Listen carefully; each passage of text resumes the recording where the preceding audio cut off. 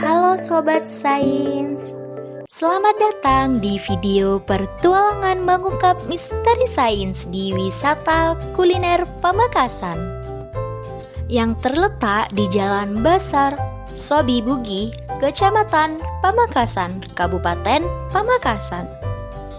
Tema wisata kuliner yang akan diungkap adalah wisata kuliner campur lorju.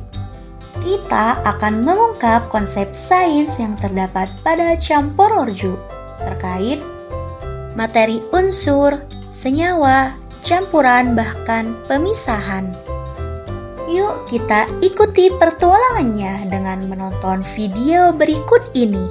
Makanan campur lorju sudah ada sejak kurang lebih 51 tahun. Telah menjadi kuliner khas Pamekasan. Di balik campur lorju yang memiliki rasa yang unik dan khas, terdapat alat dan bahan yang digunakan sangat berkualitas. Alat dan bahan yang digunakan untuk pembuatan campur lorju yaitu terdiri dari wajan, centong, kompor, ulekan, cobek, sutil, saringan, pisau, sendok, blender, telenan kayu, panci, dan piring. Sedangkan bahan yang digunakan untuk pembuatan campur lorju yaitu terdiri dari lorju, lontong, bumbu kacang, mie bihun, kecap, gula, daun jeruk, garam, bawang merah, lada, jahe, bawang putih, cabai merah, daun bawang, air, santan, toge, minyak goreng, dan kerupuk singkong.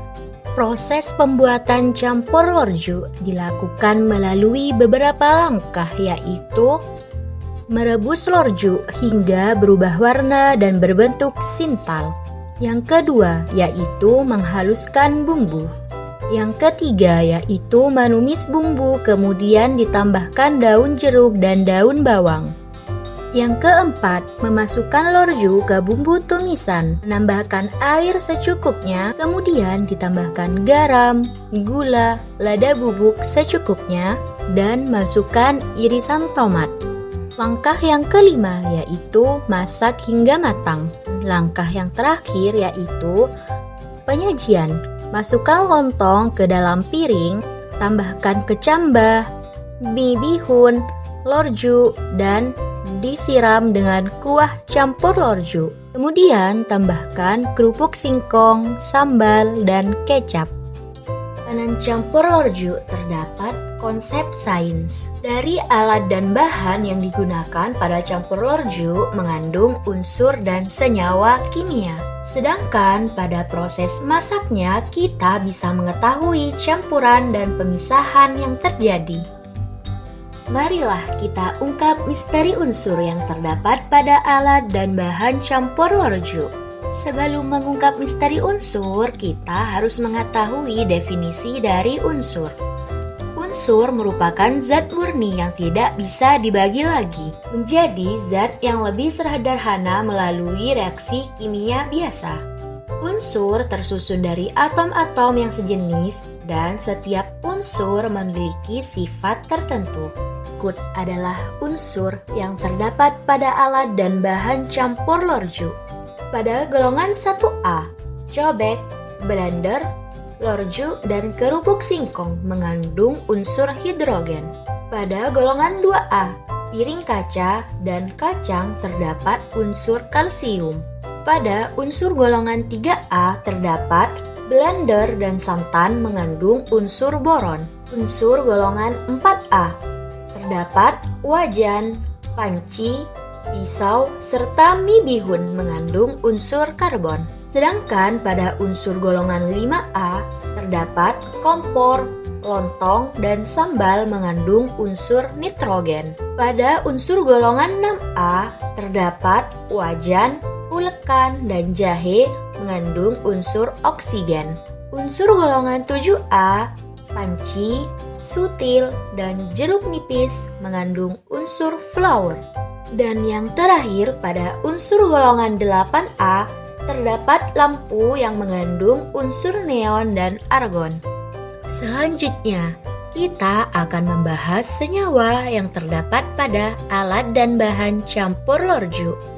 Senyawa merupakan zat yang terbentuk dari dua atau lebih unsur yang bergabung secara kimia dan membentuk zat baru yang memiliki sifat berbeda dari unsur penyusunnya.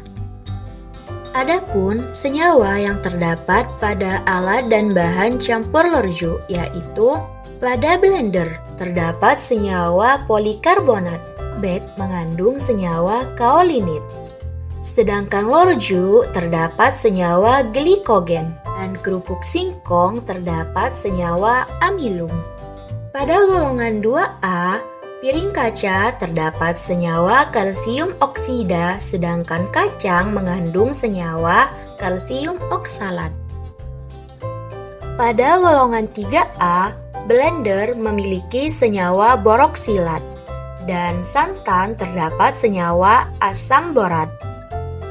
Pada golongan 4A, wajan, panci, pisau terdapat senyawa karbida besi, sedangkan mie bihun mengandung senyawa glukosa. Pada golongan 5A, kompor memiliki senyawa nitrogen monoksida. Lontong terdapat senyawa asam amino, dan sambal mengandung senyawa kapsaicin. Pada golongan 6A, wajan memiliki senyawa oksida besi, sedangkan ulekan mengandung senyawa selulosa, serta jahe mengandung senyawa gingerol. Pada golongan 7A, panci dan sutil terdapat senyawa politetrafluoroetilena, sedangkan jeruk nipis mengandung senyawa kalsium fluorida. Sedangkan senyawa pada golongan 8A, pada wisata kuliner campur lorju, tidak memiliki senyawa karena hanya terdapat unsur yang murni. Proses pembuatan makanan campur lorju mengalami suatu campuran kimia. Campuran merupakan zat yang terbentuk dari dua atau lebih, yang digabungkan secara fisik tanpa adanya reaksi kimia, sehingga zat penyusunnya masih mempertahankan sifat aslinya. Campuran kimia yang terjadi pada proses pembuatan campur lorju yaitu: yang pertama, yaitu campuran merebus lorju. Lorju direbus dengan air. Yang kedua, campuran menghaluskan bumbu. Semua bumbu dijadikan satu dalam blender lalu dihaluskan. Yang ketiga, yaitu campuran lorju dengan bumbu tumisan. Yang keempat, yaitu campuran lorju yang sedang dimasak, ditambahkan irisan tomat, gula, garam, dan lada bubuk secukupnya.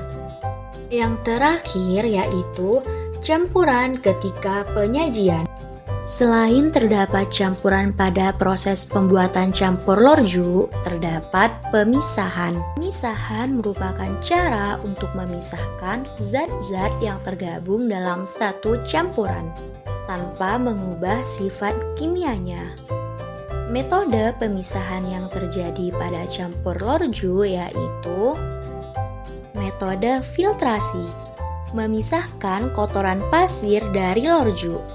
Metode dekantasi, air rebusan lorju dipisahkan dari lorju dengan menuang secara perlahan sebelum lorju dimasukkan ke bumbu tumisan.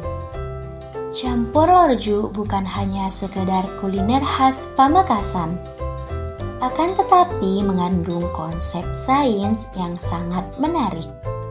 Terima kasih telah menonton pertualangan kami. See you di pertualangan seru berikutnya.